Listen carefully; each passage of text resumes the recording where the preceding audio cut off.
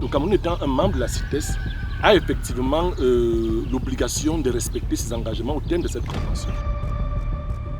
Et tout Africain, quelle que soit, on va dire, son origine, a toujours ou alors a déjà été face à la viande de brousse. Parce que ça fait partie de nos habitudes alimentaires, ça fait partie de qui nous sommes à la base.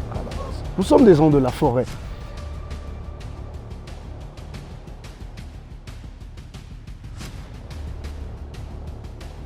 Le pangolin est une espèce intégralement protégée, peut être ni capturée, ni tuée, ni consommée, ni fait l'objet d'aucun commerce de quelque nature que ce soit. Comme je vous ai rappelé, il n'y a aucune cargaison qui arrive, une marchandise, autant pour moi, qui arrive en douane, avec déjà une énonciation de dire que je suis en train de faire de l'importation de défense d'éléphants ou des cônes de rhinocéros ou des écailles de pangolin. Non.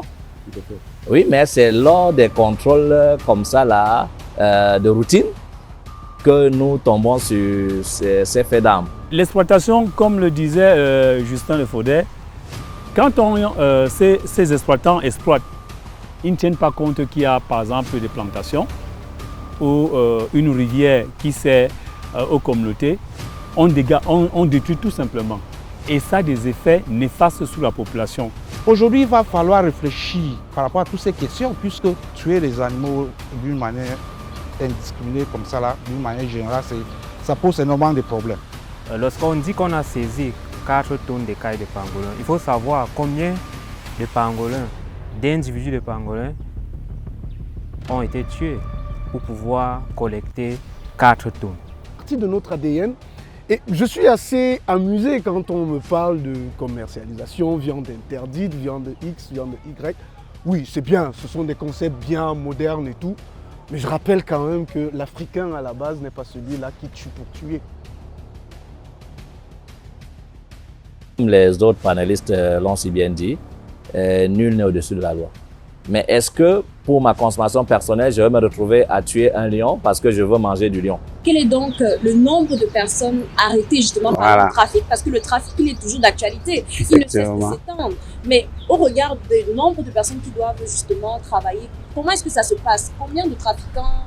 Alors, par rapport à l'effectif optimal, il y a des normes UICN qui définissent le nombre d'éco-gardes par superficie et par éco-région. Ils ne se rendent pas compte en fait de ce qu'aujourd'hui le mercure qui est déversé dans les eaux peut facilement se retrouver dans les plats qui sont en train de consommer.